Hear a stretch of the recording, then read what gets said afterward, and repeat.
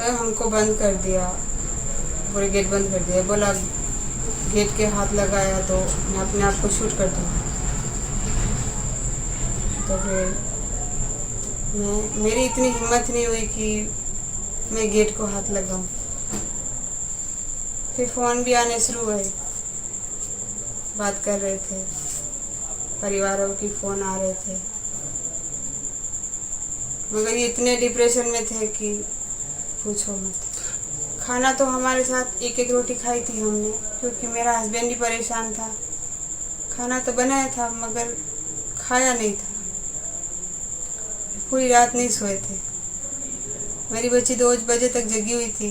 बोला डैडी आप हमें छोड़ के नहीं जाना। फिर 2 बजे उसको नींद आ गई। सुबह 6 बजे वापस उठ गई। हम दोनों सोए ही नहीं, वो घूमते रहे थे इधर उधर क्वार्टर में। पापा जी आ गए थे शाम को, इधर से फ़ोन कर दिया था तो पापा जी शाम को ही आ गए थे 8 बजे। तो सुबह बोले पापा जी आप आ जाओ क्वार्टर में, मैं कनिशा को नीचे भेजता हूँ, आप दूध की थैली ले आना, साथ में बैठ के चाय पीते हैं। तो बोला बेटा, तो बोला मैं दरवाज़ा खोलता हूँ। तो जैसे ही नए दरवाज़ा खोलने गए तो दरवाज़ा बाहर से लॉक किया हुआ था। तो बोला पापा दरवाज़ा तो बाहर से लॉक है। कनिशा ने आवाज़ लगाने की कोशिश की मगर बाहर से तो पापा जी दिख नहीं रहे थे हमें।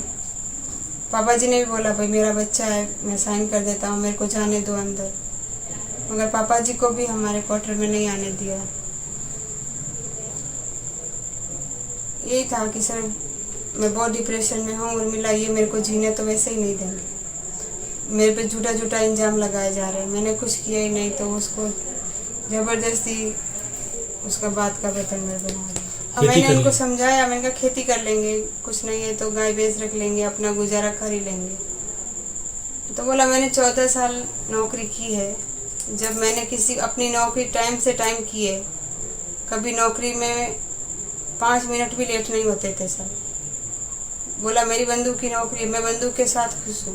तो मैंने कहा बंदूक क्यों 20 किलो की उठानी? बोला तेरे को 20 किलो की लगती है, मेरे को तो ये फूल के बराबर लगती है, मैं तो बंदूक के लिए ही पैदा हुआ। आपने कहा नहीं कि आप ऐसा कुछ करोगे तो मेरा और बिटिया का क्या होगा? मैंने बताया, मैंने बोला मेरा बिटिया का क्या होगा, हम कैसे जिएंगे पीछे, हम कैसे जिएंगे? बोला नहीं जो होगा। बहुत रोए भी थे हमारे सामने। बोला अब मैं जीऊंगा नहीं, मैं तो न्याय चाहती हूँ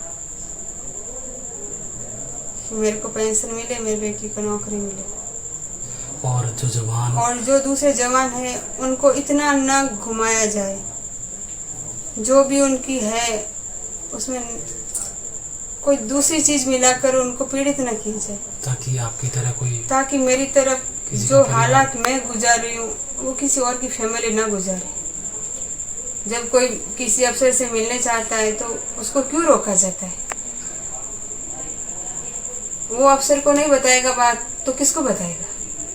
नीचे वाले उसको क्यों बात को घुमा घुमा के उसको इतना परेशान करते हैं? जो एक बात नहीं बता रहा है मेरा कुछ नहीं हुआ, दूसरे आदमी को इतना प्रोटेक्शन दे रहा है, ये क्यों हो रहा है? या तो उसको जबरदस्ती उसको इस हालात के लिए मजबूर किया जाता है। जब सूरतगढ़ में सर वो गए थे तो उन छोटी मोटी बोलचाल हो गई थी कि सतवीर साहब ने गेट के अंदर आए तो उन्होंने एंट्री नहीं किया, तो उन्होंने बोला साहब एंट्री तो करनी पड़ेगी।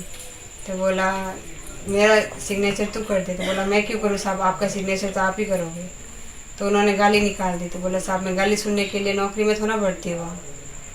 तो ऐसे करके उन्होंने यहाँ काट दिया हाथ पे, तो उन्होंने ऐसे धक्का दिया, वो साहब नीचे गिर गए।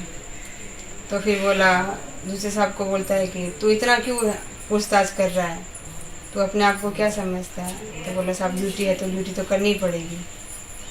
और फिर उनको बोलता है राइफल कॉक कर दी। तो साहब आते हैं और देखते हैं कि अंदर से निकाल के गोलियाँ, बोलते हैं कॉक तो नहीं किया हुआ है।